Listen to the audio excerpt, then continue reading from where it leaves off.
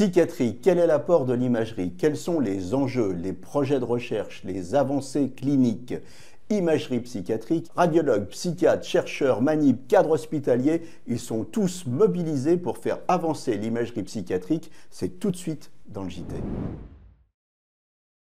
Remplax, l'application du remplacement médical.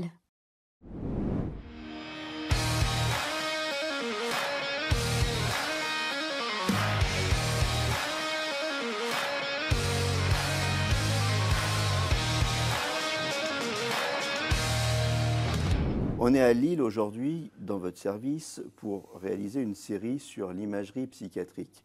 Les maladies psychiatriques, elles sont encore taboues, et peut-être que l'imagerie va aider à faire sortir les maladies psychiatriques de ce tabou. Oui, exactement. On peut vraiment parler du tabou et de ces patients ou de ces familles qui ont honte, qui ne veulent pas parler de cette maladie. Et justement, l'imagerie, et les psychiatres travaillent énormément avec nous en neuroradiologie pour déjà dans le premier visage psychiatrique proposer systématiquement l'IRM comme un AVC. On fait l'IRM, et bien un premier visage psychiatrique bien analysé par un psychiatre.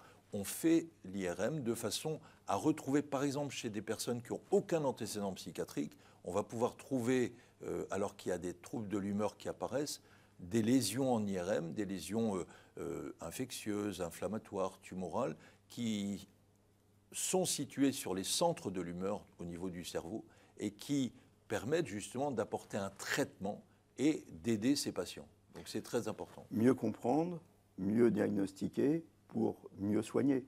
Oui, et justement, ça me permet de dire que pour les patients qui ont une maladie psychiatrique, l'imagerie, avec les nouvelles techniques avancées que l'on peut faire aussi grâce à nos ingénieurs sur nos plateaux d'IRM, ces IRM permettent des techniques avancées, on en a déjà parlé, comme l'IRM fonctionnel de repos, l'IRM fonctionnel d'activation pour les hallucinations, l'IRM fonctionnel de repos pour les troubles bipolaires, d'analyser beaucoup mieux ce qui se passe au niveau cérébral dans ces maladies.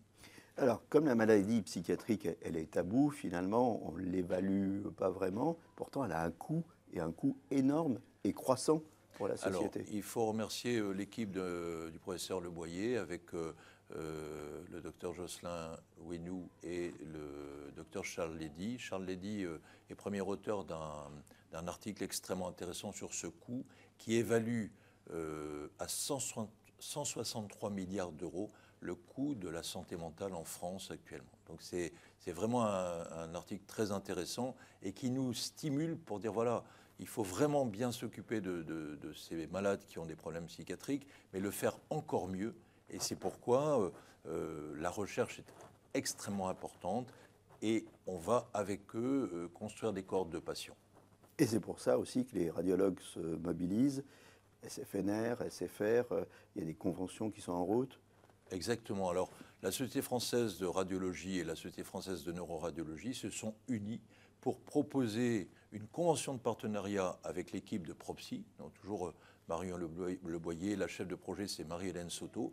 Ils sont très impliqués dans la volonté de mieux comprendre la maladie et de mettre en place une cohorte de patients pour mieux comprendre l'aspect génétique et améliorer les prises en soins et les compréhensions des maladies par des biomarqueurs en biologie et en imagerie. Évidemment, pour nous, en imagerie, il faut que l'on ouvre nos plateformes d'IRM à ces patients pour que cette cohorte qu'ils ont appelée French Minds, qui doit comporter 3000 patients, puisse être construite très rapidement et aussi permettre à nos ingénieurs de travailler sur des biomarqueurs qu'on récupérera grâce à l'analyse de ces données en IRM. Ouvrir les plateformes, mais aussi mutualiser, c'est le projet Ariane.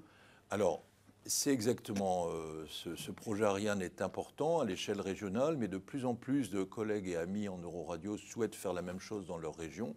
Et je vois par exemple François Coton demain pour cet objectif-là. Hubert de Salle voudrait le faire aussi dans sa région.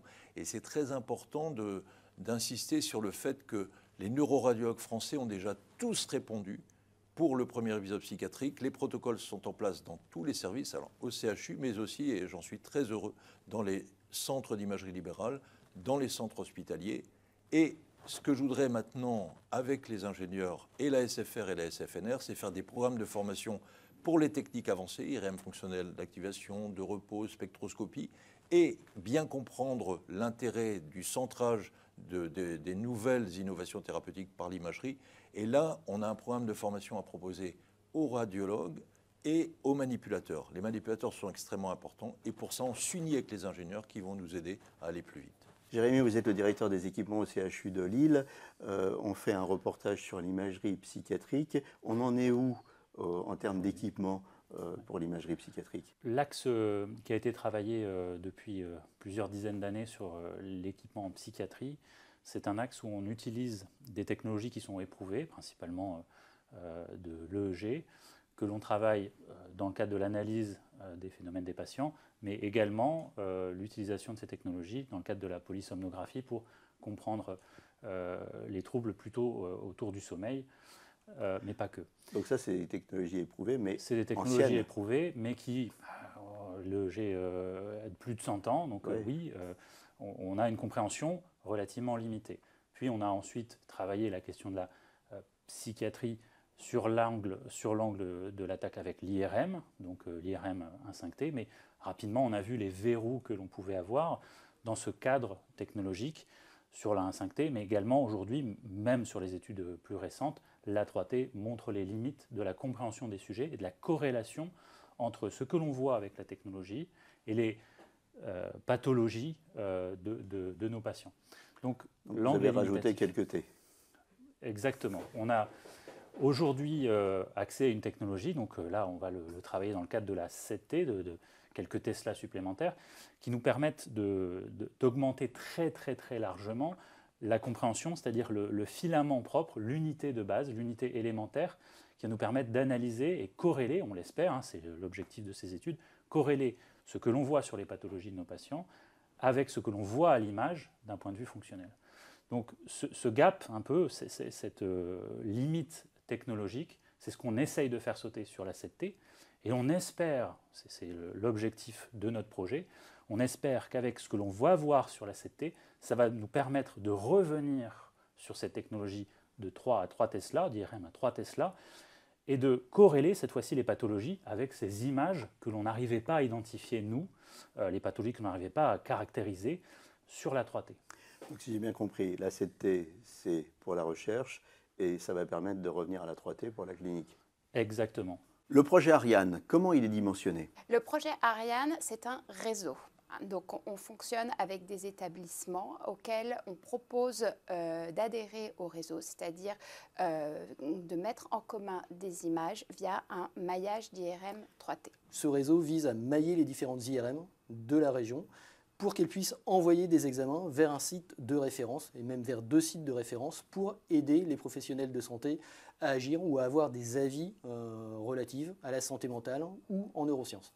Ça va servir à quoi? C'est clinique, c'est de la recherche, c'est quoi? C'est les deux à la fois, c'est-à-dire qu'aujourd'hui, il y a un volet clinique pour la demande d'expertise, donc suivant neurosciences, santé mentale par exemple, et un volet recherche pour constituer des cohortes de patients pour améliorer les séquences, les acquisitions d'images qui sont produites sur les différentes modalités, et développer des protocoles de recherche pour développer de nouvelles techniques, de nouveaux systèmes, de nouveaux post-traitements d'images pour donner des informations plus pertinentes aux professionnels de santé. Post-traitement d'image, sur quel type de projet vous travaillez? Alors par exemple, il y a le projet StrokeEdge qui vise à calculer l'âge cérébral du patient. Donc à partir des images IRM qui seraient produites dans les différents centres, ils enverraient les images vers le centre de référence qui mettrait en place une solution technique pour calculer l'âge cérébral du patient et le renvoyer aux différents établissements, ce qui leur permettra d'ajuster la thérapeutique peut-être, enfin ça c'est un des objectifs, dans le cadre de la prise en charge des patients. Le périmètre de l'échange de données, c'est quoi? C'est quel type de données, quel type de pathologie? Est-ce que c'est pour la recherche? C'est quoi le périmètre? Aujourd'hui, on est sur un périmètre neurologique. Donc, sont envoyées des images. Comme vous l'a dit au préalable, Yanné, on est sur des images soit pour des RCP, soit pour de la téléexpertise.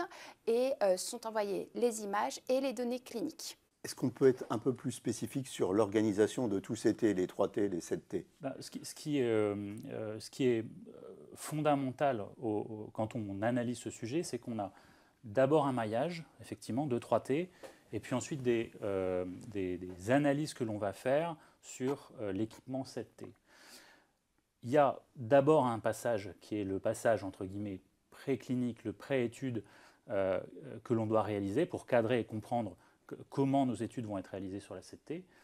Et puis, quand on regarde cet ensemble-là, il faut bien comprendre que ce sont des équipements, mais ce sont aussi des chercheurs. Quand on parle du maillage, on parle d'un ensemble, d'un tissu de chercheurs, d'équipements, oui, mais de chercheurs également. Et ça, c'est cette cohésion de groupe, c'est ce partage de connaissances, cette analyse qui va vraiment nous permettre de faire exploser, avec la 7T, avec les 3T, de faire exploser notre compréhension de la psychiatrie. Au niveau organisation, comment ça va fonctionner? Alors ça s'appuie aujourd'hui sur la mise en place de routeurs d'images d'ICOM qui sont installés dans chacun des établissements et qui pourront devenir à terme des Dreambox si l'établissement le veut. Il n'y a pas d'obligation, l'établissement a quand même la possibilité de choisir sa propre Dreambox. Mais de base, il y a des outils qui sont là pour permettre de transférer des images du point A au point B pour les différents établissements. Stockage, récolte de données, IA, vous êtes là-dessus aussi? Oui, alors sur le stockage, on utilise l'entrepôt de données de santé de l'établissement. C'est-à-dire que les données produites sont transférées dans l'établissement et ensuite entreposées dans cet entrepôt et qui met à disposition les images des différentes équipes de recherche. RGPD, je suppose que vous l'avez pris en compte pour Ariane.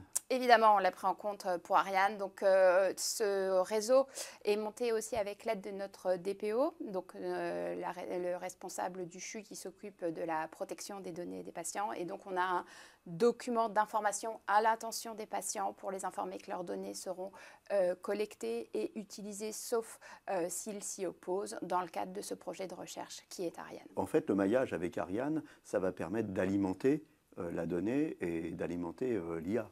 Tout à fait. Tout à fait. C'est le but de ces cohortes de patients, c'est-à-dire de se constituer une sorte de gros annuaire ou de gros dictionnaire d'images sur différentes séquences pour ensuite permettre à des algorithmes d'intelligence artificielle d'apprendre à identifier certaines pathologies. Ariane, aujourd'hui, c'est un projet ou c'est de la réalité? Aujourd'hui, Ariane, c'est de la réalité au niveau neurologique. Il y a des images qui sont échangées. Il y en a eu plus d'une centaine échangées entre établissements le mois dernier. Et il y a eu aussi de nombreuses visites de téléexpertise. Je sais, on peut dire de visite, mais il y a eu de nombreuses téléexpertises au cours des derniers mois. Et donc, pour revenir sur le dimensionnement, on en est à quel étage de la fusée Ariane? Aujourd'hui, on a fait, comme on fonctionne par vague de conventionnement, aujourd'hui, on est à peu près à 5 établissements qui ont signé la convention, 5 qui sont capables d'être accordés et dont la signature de la convention est en cours. Et puis, on continue de travailler avec tous les établissements de la région de France pour pouvoir agrandir la fusée et décoller. Et s'il y avait un établissement hors région Hauts-de-France, mais qui a une expertise en neuro qui voulait adhérer à Ariane, c'est possible ou pas? Alors aujourd'hui, pas dans le cadre d'Ariane, mais peut-être dans le cadre de projets qui seraient portés à l'extérieur et qui se reposeraient sur ce qui a été fait sur Ariane et qui voudraient l'exporter au niveau national, voire même international. Pour finir, dans l'état actuel régional d'Ariane, ça va faire combien d'IRM mises en réseau? 26 IRM mises en réseau au niveau régional. Et combien de T alors? 78 T. Ce projet Ariane est important à l'échelle régionale, mais de plus en plus de collègues et amis en Euroradio souhaitent faire la même chose dans leur région. Notre objectif, c'est celui-là. Utiliser notre réseau 3T qui commence à être important sur la région, sur le département et sur le CHU en particulier, et pouvoir corréler ce que l'on fait en recherche à ce réseau de 3T pour faire exploser la compréhension des pathologies psychiatriques en particulier. Deuxième numéro de cette série consacrée à l'imagerie psychiatrique, on rappelle pourquoi c'est important. Alors c'est important parce que grâce à l'imagerie, dans le premier épisode psychiatrique chez un patient, on va pouvoir trouver, notamment chez des patients qui n'ont pas d'antécédents psychiatriques et qui ont des troubles de l'humeur, d'apparition soudaine, le psychiatre va nous envoyer une demande d'IRM, on va recevoir le patient en IRM pour retrouver des lésions qui intéressent des centres de l'humeur au niveau cérébral. Et ces lésions vont nous permettre, elles sont soit des encéphalites, soit des lésions vasculaires ou des lésions tumorales, elles vont pouvoir d'apporter un traitement. Donc c'est extrêmement important. Il y a des solutions thérapeutiques, il faut aider le patient et grâce à l'IRM, on trouve ces lésions. Imagerie et maladie psychiatrique. Quel est le rôle de l'imagerie? Quel est l'apport de l'imagerie? Alors, on va parler plutôt de l'imagerie cérébrale pour les patients qui ont des troubles psychiatriques.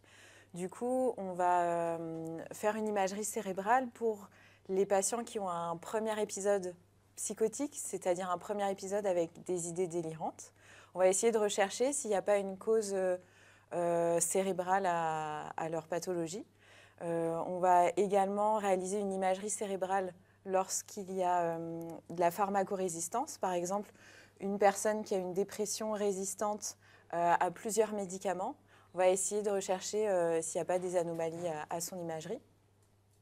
On va aussi réaliser une IRM cérébrale dans les cas d'atypicité comme les syndromes catatoniques. C'est des états particuliers liés le plus souvent à une cause psychiatrique, mais parfois à des maladies neurologiques. Donc on va réaliser une IRM cérébrale dans ce cas-là. Quand il peut y avoir un changement brutal de personnalité, on va essayer de voir s'il n'y a pas une raison neurologique. Donc on va réaliser une IRM cérébrale à ce moment-là.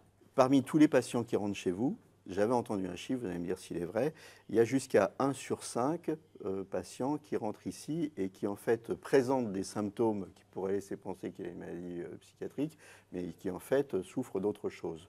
Et ça, on le voit grâce à l'imagerie. Alors, 1 sur 5, ça va dépendre des études citées. Ce qui est sûr, c'est que les critères que je vous ai cités précédemment, c'est-à-dire un tableau atypique, une pharmacorésistance, un premier épisode psychotique, un examen neurologique qui est anormal, ça justifie de faire une IRM cérébrale, d'autant plus. Et dans certains cas, on va retrouver quelque chose, une anomalie qui peut expliquer ces troubles. Et dans d'autres cas, il y a des anomalies qui sont présentes, mais qui ne vont pas forcément avoir de significativité. D'accord, donc le tableau clinique, c'est, on va faire, là pour le coup, on va faire une IRM cérébrale. Oui. Mais par contre, sur d'autres personnes, vous venez de me dire, il y a des lésions, mais il n'y aura pas de symptômes. Ça, c'est quoi? C'est plutôt les personnes âgées? En fait, oui, avec l'âge, on est plus à risque d'avoir des lésions au niveau, par exemple, de la substance blanche. Sans qu'il y ait forcément d'explication sur le plan psychiatrique. Ce qui est sûr, c'est que ça peut expliquer certains symptômes, notamment dans la résistance. Se dire, si on a un cerveau qui est plus âgé, ça peut expliquer que la personne, elle répond moins bien aux médicaments. Première cause de consultation, c'est la dépression, non? 30% des causes de consultation psychiatrique, c'est ça? Oui, c'est la pathologie la plus fréquente. L'imagerie, elle nous sert à quoi, là? Alors justement, donc l'imagerie, on va la réaliser quand il y a une pharmacorésistance, c'est-à-dire quand le patient il va ne pas avoir d'amélioration, quand on va utiliser plusieurs antidépresseurs, quand on va utiliser des antidépresseurs à bonne dose, à dose maximale, et qu'il n'y ait pas d'efficacité. Donc en général, dans une dépression pharmacorésistante, l'imagerie, elle va être réalisée après 6 mois, 1 an de dépression, parce qu'il faut que le temps que les traitements fonctionnent. Et elle va nous servir à quoi? À comprendre ou à traiter? Elle va nous servir à essayer de rechercher une autre cause qui peut expliquer cette résistance. Ce que j'ai dans la main, c'est en fait comment demander le bon examen en imagerie psychiatrique. Vous avez réalisé un protocole là-dessus, hein, c'est un bon. Comment ça fonctionne? Donc du coup, c'est un bon qui a été réalisé avec le professeur Ali Ahmad et puis l'équipe de neuroradiologie d'ici. L'idée, c'est de pouvoir intégrer les symptômes psychiatriques dans le bon d'IRM cérébral pour que le neuroradiologue il puisse voir certaines zones du cerveau, les étudier plus spécifiquement selon les symptômes présentés par le patient. Donc on va retrouver par exemple, est-ce que le patient il a des hallucinations? Est-ce qu'il y a des anomalies à son examen neurologique? Est-ce qu'il y a des troubles cognitifs sévères? Est-ce qu'il y a un terrain inhabituel? Est-ce qu'il y a une résistance aux médicaments? Et donc ça permet vraiment au neuroradiologue de cibler certaines zones du cerveau et les étudier plus spécifiquement. Ce que je vous propose, c'est que maintenant on passe au cas clinique. Très bien. Allez, Zou. On vient de parler du protocole de demande d'imagerie, je l'ai dans la main. Quel type d'imagerie on privilégie, IRM ou scanner? Le message est clair, en psychiatrie on privilégie l'IRM cérébral dès qu'on y a accès.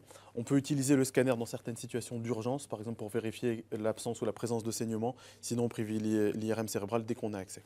Cas clinique, on va en citer quelques-uns. Donc une patiente d'une 50aine d'années qui était hospitalisée en psychiatrie depuis 18 mois pour une symptomatologie dépressive résistante et donc qui nous était adressée pour évaluation et prise en charge. Donc quand on l'a hospitalisée initialement, on s'est aperçu que la patiente présentait un examen neurologique très altéré avec une asthénie importante, un syndrome pyramidal. Et devant la résistance au traitement et les anomalies à l'examen neurologique, on a demandé une IRM cérébrale qui a montré des lésions évocatrices d'un toxocéo, qui sont des lésions et des séquelles bipalidales. Donc d'une anoxie cérébrale, probablement d'un toxocéo, peut-être d'une autre cause, mais la cause la plus probable, c'est une intoxication au monoxyde de carbone. Le cas que je vais vous présenter, c'est une patiente de 50 ans qui est hospitalisée pour un épisode dépressif qui nous semble assez rapidement peu typique, parce que l'épisode dépressif commence de façon très brutale, du jour au lendemain, et il est très intense immédiatement, associé à une insomnie depuis plusieurs semaines et des troubles cognitifs. Le tableau n'est pas évocateur d'un épisode maniaque comme on peut avoir dans le trouble bipolaire, donc devant cette atypicité, on demande une IRM cérébrale, d'autant plus que la patiente est en cours de traitement pour un cancer du sein. L'IRM cérébrale montre une lésion au niveau de l'hippocampe droit qui s'inscrit probablement dans le cadre de métastases de son cancer qui est actuellement en cours d'exploration. À travers ces deux exemples, quelles conclusions on peut et on doit tirer de tout ça? Est-ce qu'on doit dire que systématiquement, il faut passer les gens qui ont des symptômes dépressifs ou des symptômes psychiatriques à l'IRM pour mieux comprendre ce qu'ils ont ou pour éliminer des pistes et choisir la bonne stratégie derrière? Alors systématiquement non, parce qu'il y a quand même la dépression, ça représente environ 10% de la population française, donc c'est vraiment énorme. Mais il y a des situations où la question doit se poser, les situations qui ont été évoquées précédemment, comme la résistance au traitement, un examen neurologique atypique, une évolution atypique ou un âge inhabituel pour une présentation clinique. On a parlé de la dépression, mais il n'y a pas que la dépression. Tout à fait. Ces recommandations, elles sont vraies pour les différentes grandes pathologies psychiatriques, notamment la schizophrénie, le trouble bipolaire, les troubles obsessionnels compulsifs. Dès qu'il y a quelque chose qui est atypique, plus une situation de résistance au traitement, on demande une IRM cérébrale et on l'argumente aussi avec un examen neurologique systématique qui doit accompagner la demande pour guider au mieux le neuroradiologue. Imagerie psychiatrique, qu'est-ce qu'on en attend dans les années à venir et qu'est-ce qu'on peut espérer en termes de stratégie, de traitement? Actuellement, on utilise en pratique courante l'imagerie beaucoup à visée de diagnostic différentiel, mais on peut espérer au cours des prochaines années utiliser les méthodes d'intelligence artificielle pour prédire des réponses à certains traitements, pour aussi mieux suivre les patients. Par exemple, est-ce que leur volume cérébral se modifie avec les différents traitements? Est-ce qu'il a tendance à s'atrophier ou à avoir des compensations? Et à guider des traitements spécifiques comme les stimulations magnétiques, le neurofeedback, qui sont en cours de développement. Sur quel type de pathologie on peut s'attendre à des résultats prometteurs assez rapidement? On a parlé de la dépression beaucoup. Je sais qu'il y a eu des tests qui ont été présentés sur la bipolarité. Sur quel type de pathologie ça va avancer? Les grands troubles psychiatriques, ceux que j'ai cités, dépression, trouble bipolaire, schizophrénie, trouble obsessionnel compulsif. Il y a même des situations dans les troubles obsessionnels compulsifs où on va faire de la stimulation cérébrale profonde dans les situations de résistance. Et là, c'est complètement guidé par l'imagerie cérébrale. Une dernière question qui a moins de rapport avec l'imagerie. La population vieillit. Est-ce qu'on voit des nouvelles pathologies arriver ou augmenter avec le vieillissement de la population? Bon, des nouvelles pathologies, non. Ce qu'on voit, c'est des tableaux cliniques qui étaient moins fréquents avant, c'est-à-dire des populations psychiatriques, avec des pathologies psychiatriques chroniques qui vieillissent. Il y en a beaucoup plus. Et donc, c'est développé pour mieux faire face une spécialité qui est la psychiatrie du sujet âgé. Donc, pour mieux appréhender comment le trouble psychiatrique vieillit et comment on le prend en charge au mieux avec l'avancée en âge. Et là, l'imagerie? Là, l'imagerie a globalement le même rôle de diagnostic différentiel, de suivi. Et le diagnostic différentiel prend aussi une autre importance parce qu'avec le vieillissement et la pathologie psychiatrique, il y a un risque probablement de pathologie neurodégénérative augmentée. Et donc, ça nous permet de mieux suivre les patients et de mieux alerter les centres mémoire, par exemple, ou les neurologues qui travaillent sur ce genre de problématiques pour mieux orienter la prise en charge et mieux traiter. Nombre de patients, diagnostic différentiel, tout ça, ça va alimenter, je suppose, des bases de données. On a besoin de beaucoup d'examens pour alimenter les bases de données, pour faire avancer l'IA. Tout à fait. Alors ça, il y a beaucoup d'initiatives, il y a beaucoup de hubs santé qui se développent dans les hôpitaux, donc c'est-à-dire réunir le plus de données possibles.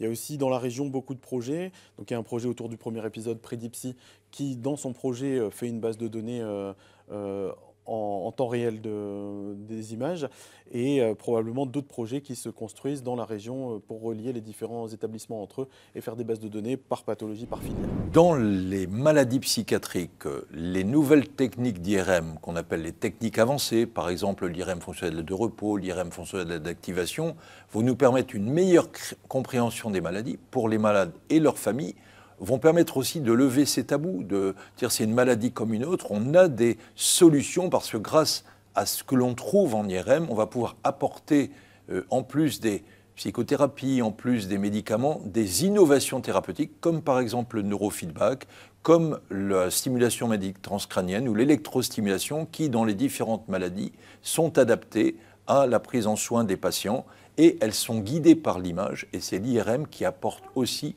cette aide à la localisation de ces nouvelles innovations. Est-ce qu'on peut dire que grâce à l'imagerie et à la recherche, on est à l'aube du siècle du cerveau? Oui, les psychiatres ont souhaité mettre en place en France un grand projet de recherche qu'ils font avec les radiologues, les généticiens, les biologistes. Et Marion Leboyer a levé des fonds pour avoir un PEPR, donc c'est un grand projet national de recherche qui s'appelle PSIMAC et qui a comme objectif notamment de mettre en place une grande cohorte de patients, de 3000 patients, qu'on appelle la cohorte French Minds, dans lesquels un ensemble de biomarqueurs vont être retrouvés chez ces patients, notamment en imagerie, permettant à nos ingénieurs de recherche, grâce au traitement du signal et à l'intelligence artificielle, de mieux comprendre, de trouver des solutions et surtout des traitements pour ces patients. Cécile, on vient d'évoquer des cas cliniques, mais pour comprendre ces cas cliniques, d'abord il a fallu faire de la recherche. Et vous avez fait de la recherche sur le cerveau au niveau structurel et fonctionnel. On va parler du structurel d'abord. Alors au niveau structurel, l'idée de base au départ en recherche, c'est de réussir à se faire un cerveau de base, en fait, prendre des personnes qu'on va considérer comme saines et puis aller voir comment les cerveaux y sont. Donc aller calculer la moyenne de l'épaisseur de matière grise, voir la grosseur du cerveau, voir la profondeur des sillons. Et sur ces bases, où on a fait une sorte de moyenne pour un groupe sain, on va aller ensuite étudier des pathologies et voir si ces pathologies diffèrent significativement de notre base originelle. Ça, c'est le structurel. Mais il y a aussi le fonctionnel qui a son importance. Alors, comment on fait pour le fonctionnel? Alors, au niveau fonctionnel, là, c'est vraiment des sessions à l'IRM que l'on n'applique pas en clinique en général. C'est vraiment spécifique à la recherche. Et la fonctionnelle, l'idée, c'est d'aller voir l'afflux de sang dans le cerveau à certains endroits. Donc, le cerveau, quand il est activé, ce qu'on appelle l'activation, qui recrute une aire du cerveau, il y a un afflux de sang dans ces zones-là. Et c'est grâce à l'IRM qu'on arrive à aller voir ces afflux de sang. Et du coup, là encore, on a un cerveau de base, on fait faire la tâche à des personnes considérées comme saines, un groupe considéré comme sain, et après on va faire la même tâche sur les personnes qui ne sont pas sains, qui ont la pathologie, et on va faire une comparaison pour voir s'ils fonctionnent tous de la même façon ou s'il y a une différence fonctionnelle. Donc on a bien compris, on a établi des médianes, aussi bien au niveau structurel que fonctionnel. Maintenant, qu'est-ce qu'on apprend aujourd'hui grâce à ces recherches? Dans quel secteur on progresse? Alors, ça évolue pour cours des temps. Au départ, on regardait juste, par exemple, pour le fonctionnel, les endroits qui étaient significativement activés pour une tâche précise. Maintenant, on va même aller voir le cerveau, ce qu'on appelle au repos. Donc, la personne, elle est allongée dans la machine. On lui demande de ne pas penser à quelque chose en particulier, de laisser aller ses pensées. Et puis, à ce moment-là, on peut aller voir dans le fonctionnel qu'il y a des zones qui ont l'air de réagir de la même façon, de se corréler au cours du temps. Alors aussi bien frontal avec le frontal avec l'occipital. Et du coup, ça, c'est des zones que l'on associe ensemble, qu'on appelle des réseaux fonctionnels.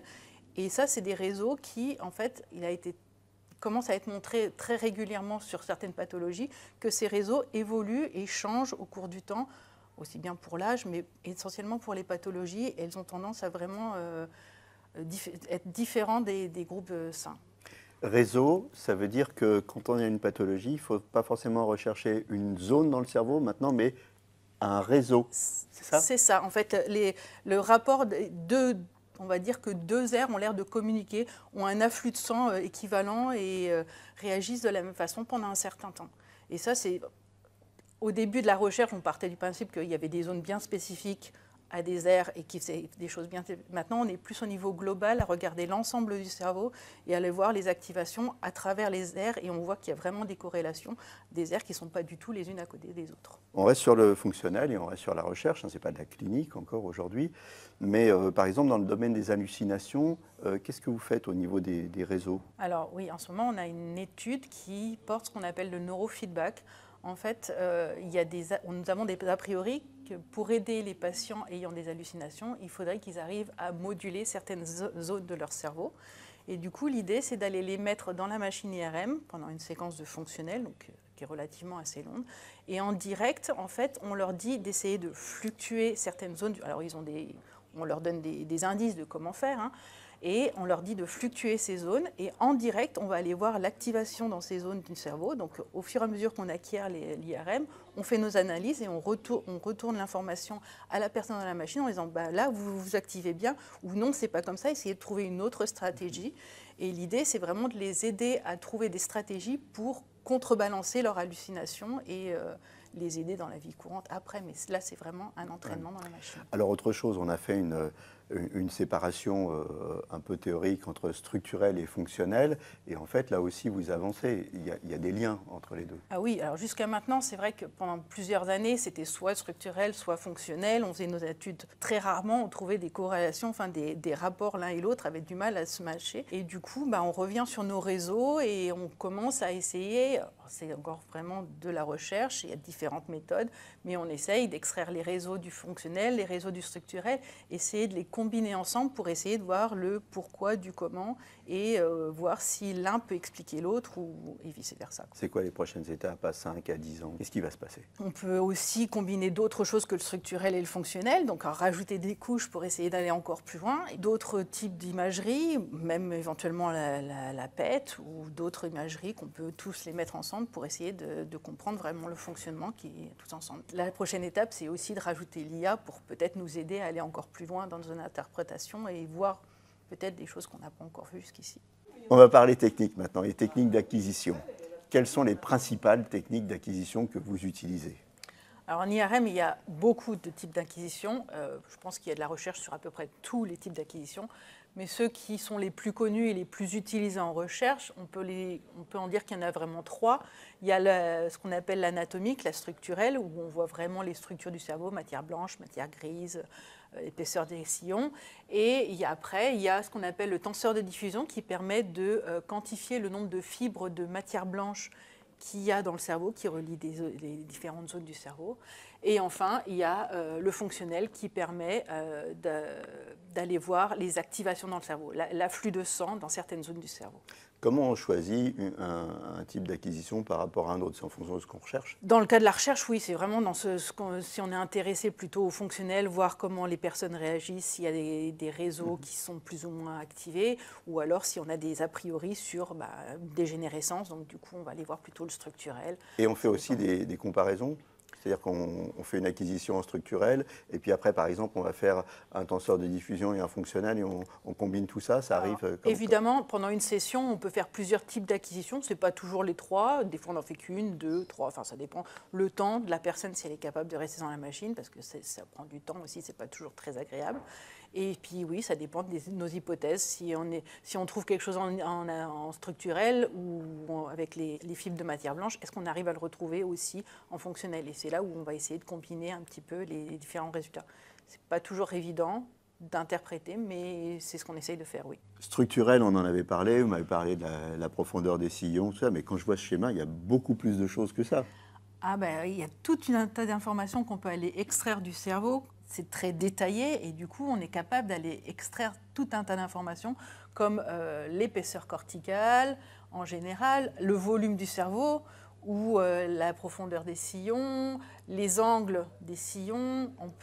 Il y a tout un tas d'informations. Suivant les a priori ou les symptômes des personnes, on va aller voir toutes ces informations et les comparer. Et je vois qu'il y a aussi des informations sur la surface, mais aussi sur le volume, la quantification, c'est ça? Exactement, ouais. Oui. En fait, le volume, quand il y a par exemple une dégénérescence, en général, il y a le cerveau qui se réduit et du coup, quand on voit que On connaît à peu près les tailles de volume. Alors, moyen, bien sûr, tout le monde n'a pas la même volume, mais on a une taille moyenne. Et quand on voit que certaines personnes ont des cerveaux qui sont vraiment plus petits, c'est en général qu'il y a quand même un petit problème quelque part. On va s'attacher aussi à l'épaisseur corticale. Oui, c'est une des informations que l'on peut extraire de nos structurels. Et il a été montré dans les maladies psychiatriques. Alors, ici, dans ce papier, avec un consortium Enigma qui est vraiment mondial, c'est vraiment des acquisitions au niveau mondial, il y en a dans tous les pays, que suivant le type de pathologie, si c'est bipolaire, si c'est des déficits de l'attention ou autre, il y a des patterns différents d'épaisseur corticale qui sont différents de notre base contrôle originelle. Mais c'est pas tout, on va encore apprendre plein de choses. Tenseur de diffusion, on en a parlé tout à l'heure, tractographie, qu'est-ce que ça va nous apprendre ça ? Alors là, on va aller voir le nombre de fibres de matière blanche qui traversent notre cerveau. Et du coup, là encore, c'est comme des réseaux. On va aller voir si ça va jusqu'au bout, si les épaisseurs, s'il y a beaucoup de fibres, ça fait comme une autoroute au niveau du cerveau, ou alors c'est des petites routes de campagne, on va dire. Qu'est-ce qu'on va regarder ? On va regarder le nombre de fibres ou on va regarder si elles fonctionnent bien ? Alors c'est plutôt au niveau du nombre de fibres, l'épaisseur, la largeur et le nombre de fibres. Oui, c'est plutôt à ce niveau-là qu'on regarde. Pour le fonctionnel, on va prendre l'exemple de la sclérose en plaques, la SEP. Alors qu'est-ce qu'on voit sur ce slide ? L'idée dans ces cas-là, c'est d'aller faire des tâches à la personne dans la machine. Donc ici, on leur faisait faire une tâche visuelle, on leur présentait des objets, ou alors on leur faisait faire des mouvements de la main et aussi une tâche de mémoire. Et ce qui se passait, c'est qu'on a fait faire ça à des contrôles et à des patients avec la CEP. Et on a été comparer les résultats des deux groupes. Et du coup, on peut voir qu'il y a des différences d'activation entre les deux groupes. Par exemple, une qui sort pas trop mal, celle-ci. On peut voir que pour les sujets contrôle, il y a une aire activée, oui, ça c'est sûr, mais elle est beaucoup plus importante pour les CEP. C'est comme s'ils essayaient d'accroître leur activité de façon à peut-être compenser d'autres déficits par derrière. Il y a un sujet qu'on n'a pas encore évoqué et qui a son importance, c'est l'addiction. Là, vous avez fait des recherches passionnantes. Oui, il y a plusieurs études qui étudient l'addiction. Dans le cas que vous pouvez voir là, c'est surtout chez les personnes ayant un problème d'alcool. Nous avons été regarder ce qu'on appelle les réseaux dans le cerveau fonctionnel et voir comment fonctionnaient ou comment communiquaient les différentes aires dans le cerveau. Et nous avons réussi à montrer que ces personnes ayant une addiction à l'alcool présentaient des différences de réseaux comparées à un groupe contrôle. Et du coup, nous avons étudié cela avant et après une thérapie avec des médicaments et autres. Et on a réussi à montrer qu'il y avait une amélioration. Tout ne revenait pas à la normale, mais qu'il y avait une amélioration et que ça revenait progressivement vers le groupe contrôle.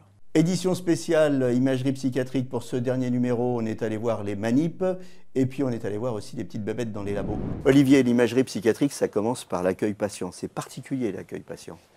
Alors oui, c'est assez particulier. Déjà, toujours en fonction des pathologies psychiatriques, il y a toujours une réadaptation à faire. Globalement, pour faire assez simple, on va surtout fort s'adapter au niveau du patient. On va regarder si la communication est bonne, si la compréhension est bonne.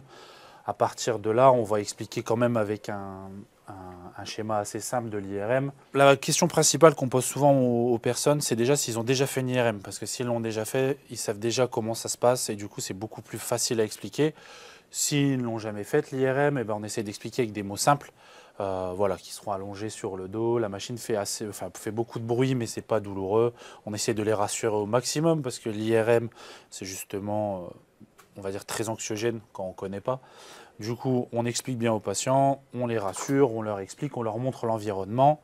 Et à la suite de ça, on fait l'examen, on leur dit qu'il ne faut pas bouger, etc. Alors par contre, vous utilisez des protocoles les plus courts possibles. On essaye toujours de faire. Alors l'IRM, c'est très simple comme fonctionnement. On essaie toujours de faire l'examen le plus beau dans un temps le plus petit possible. Comment on procède? Déjà, c'est on évalue déjà la qualité d'image qu'on aimerait avoir. Si on n'a pas besoin d'une qualité extraordinaire, on va brider un peu la qualité et en même temps on gagnera du temps. Si maintenant on a besoin d'une qualité plus élevée, on va prendre plus de temps sur les images, ça va être des séquences plus longues, donc un examen plus long, mais une qualité meilleure. Et en fait, le jeu va être de toujours faire la qualité optimale pour la pathologie en question et un temps le plus court possible, déjà pour le patient, pour le confort du patient, Et aussi, nous, en IRM, on est beaucoup gêné par le mouvement des patients. Et donc forcément, plus les séquences vont durer longtemps, plus le patient va bouger, ou alors plus le patient va être un peu... Et est-ce qu'en imagerie psychiatrique, vous avez plus de patients agités qu'en IRM classique? Alors plus, je ne pourrais pas vraiment dire plus. Par contre, ça arrive très souvent que les patients psychiatriques sont déjà traités. Ils ont déjà des traitements neuroleptiques ou psychotropes, etc. Du coup, ils ont déjà un état assez somnolent, ça arrive très souvent. Donc, pour le coup, je dirais qu'ils sont quand même généralement plus calmes.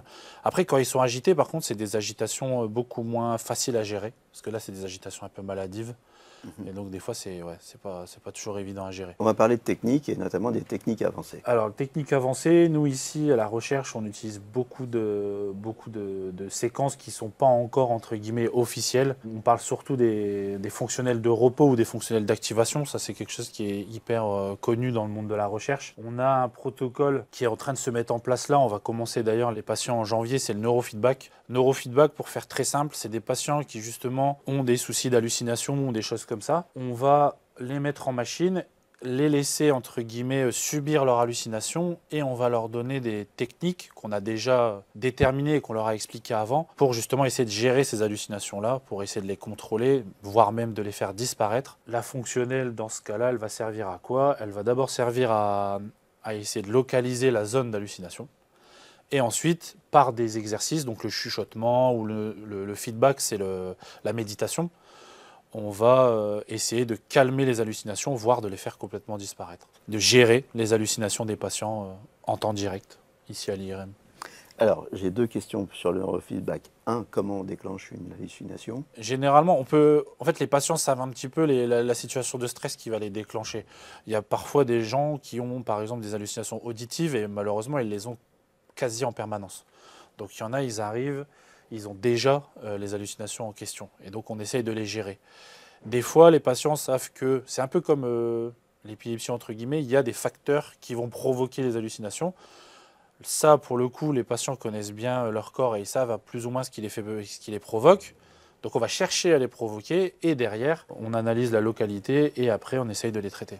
Par rapport aux hallucinations, quel type d'exercice vous allez leur faire faire pour les aider à gommer ces hallucinations? Les exercices qu'on fait, c'est des exercices souvent de méditation. Donc les patients ferment les yeux, méditent sur leur vie, méditent sur autre chose. En fait, finalement, ils essayent simplement de se concentrer sur autre chose pour essayer de limiter l'activation de l'hallucination. Donc ça, c'est l'exercice principal qu'on va faire en neurofeedback. Et après, on leur propose aussi des exercices, là, à l'aide d'un écran qu'on a dans la machine, où on va leur mettre, par exemple, imaginer une personne vous parler d'une séance de sport, par exemple. Ça, c'est un des exemples qu'on a. Après, on leur met aussi des capteurs ici d'électromyogrammes pour leur faire chuchoter, pour essayer de voir si vraiment...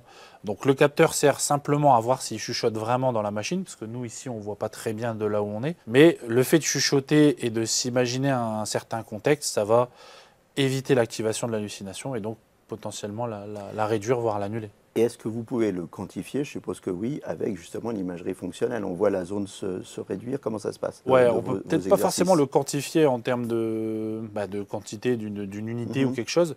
Par contre, nous, ce qu'on voit, c'est que quand il y a l'hallucination, il y a une partie du cerveau qui va s'activer, ça forcément. Et à la suite des exercices, on va peut-être voir justement cette partie-là qui sera moins active, voire plus active.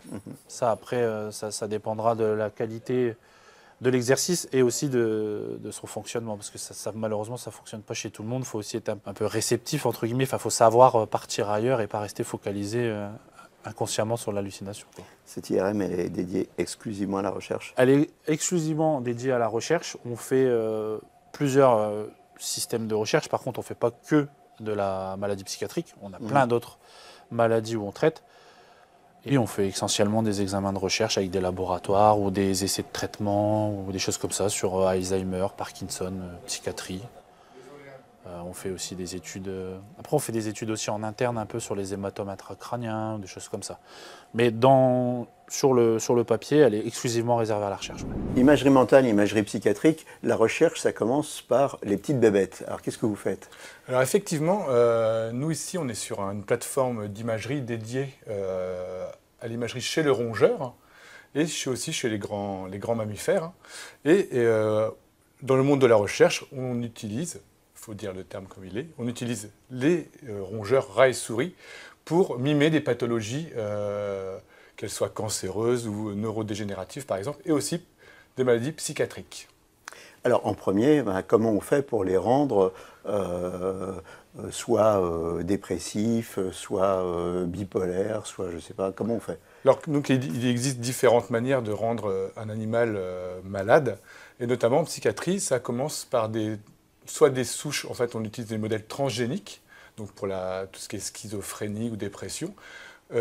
Pour les modèles d'addictologie, également on va pouvoir soumettre ces animaux à des drogues qui vont les rendre addicts. Donc il y a des études sur le sucre, aussi sur la cocaïne, pour comprendre comment viennent les phénomènes d'addiction. Et on a également, sans passer par la transgenèse, on peut aussi rendre des animaux dépressifs par le stress, notamment chez les animaux gestants. Donc on va stresser la mère, et donc les enfants qui vont naître, ou les animaux qui vont naître, vont être dépressifs. Ouais. Alors, ça, en fait, ça va servir à faire du comparatif par rapport à une ligne médiane qui sont les animaux sains, et on va essayer de savoir ce qui diffère, oui. C'est ça, et on va utiliser l'imagerie. Exactement. Donc du coup, on va quand même, à chaque fois qu'il y a une étude faite en imagerie, ce qu'on appelle l'imagerie préclinique, donc chez les animaux, on a des animaux contrôles, en fait des animaux sains, qu'on va venir comparer aux animaux malades pour essayer de comprendre la physiopathologie de la maladie, de la mise en place de cette maladie chez le rongeur, pour mieux comprendre afin de développer ensuite des traitements chez l'être humain. Qui fait les protocoles? Vous discutez avec les radiologues? C'est vous qui faites les protocoles ici? Comment ça se passe? Et comment on établit un protocole? Donc, nous, ici, sur le site de Lille, on est vraiment sur le centre hospitalier, donc on est en lien très étroit avec les cliniciens. Donc, toutes les démarches qu'on a en préclinique proviennent de problématiques qu'on a mis en évidence en clinique. Donc, du coup, on est vraiment directement avec les cliniciens qui nous expliquent le contexte clinique. Et avec ces cliniciens-là, on va mettre en place le protocole, aussi bien chez l'animal que le protocole en imagerie. Et les traitements, c'est eux aussi qui les mettent en place. Donc du coup, on a besoin des cliniciens pour la posologie, des traitements. Et nous aussi, sur la plateforme, on est là vraiment pour faire les examens d'imagerie en IRM et en tomographie par émission de positons également. Quel type de machine vous utilisez? Donc là, sur notre site, on a une IRM 7 Tesla dédiée aux rongeurs. Donc c'est comme un appareil clinique, sauf que effectivement, le tunnel est plus petit, donc c'est un tunnel qui fait 12 cm, et le champ magnétique est plus élevé aussi, donc là on est à 7 Tesla chez nous, donc sachant qu'en clinique on va de 1,5 à 3 Tesla, et 7 Tesla c'est pour récupérer plus de signal et voir des plus petites structures. Donc si on reste dans le niveau de la psychiatrie, donc du niveau du cerveau, à titre d'exemple, un cerveau de souris c'est 1 cm de long sur 5 mm de large. Et on est capable de voir des structures qui font moins d'1 millimètre au sein de ce cerveau. Donc c'est pour ça qu'on utilise ce type d'imagerie. Et pour après, si on reste dans l'imagerie, on a également un scanner TEP-TDM. TEP, c'est pour la tomographie par émission de positons, et couplé à un scanner rayon X. Et on injecte aussi des radiotraceurs aux animaux pour voir le côté plus métabolique des choses. Donc on travaille avec... Un exemple marquant d'une étude qui a commencé avec les animaux et qui est arrivée à son terme dans le cadre de l'imagerie psychiatrique, justement. Donc on a réalisé en fait de nombreuses études sur tout ce qui était addictologie, et notamment la prise de benzodiazépine et d'alcool. Donc on a mis au point un modèle avec une psychiatre qui se prénomme Louise Carton. C'est donc on a fait sa thèse sur ce sujet-là et son master 2. Et donc c'était pour comprendre le phénomène de potentialisation de l'alcool et des benzodiazépines sur le cerveau. Et donc on a fait une étude chez le rat, chez la souris, dans différentes structures cérébrales, dans le cortex préfrontal, aussi bien au niveau de l'hippocampe. Et on a fait des mesures de spectroscopie au sein de ces structures cérébrales pour mesurer ce qu'on appelle la balance GABA-glutamate au sein de ces cerveaux, pour comprendre si une prise de benzo seule modifier cette balance glutamate-GABA, ou une prise d'alcool seule aussi modifiée, et on a fait les deux aussi en même temps chez ces rats-là. Et donc on a pu mettre en évidence des phénomènes au niveau de cette balance GABA-glutamate qu'on est capable maintenant de moduler avec des traitements pharmacologiques. Quelle est la pathologie sur laquelle vous travaillez en ce moment? Donc là, on va travailler très prochainement sur la schizophrénie. Donc on travaille avec une équipe qui s'appelle le Lille & Cog, pour Lille et Cognition. C'est une équipe qui travaille uniquement, principalement sur tout ce qui est maladie du cerveau. Et donc là, avec un chercheur et une chercheuse, mettent au point un modèle de schizophrénie chez le rat. Donc dans une première étape, là, on est en train de créer le modèle de schizophrénie. Grâce à des tests de comportement qu'on fait chez l'animal pour savoir si l'interaction sociale est modifiée chez ces animaux-là. Et après, on les passera en IRM pour voir, faire de l'IRM fonctionnel pour voir la structuration, la connectivité cérébrale chez ces animaux-là. Remplax, l'application du remplacement médical.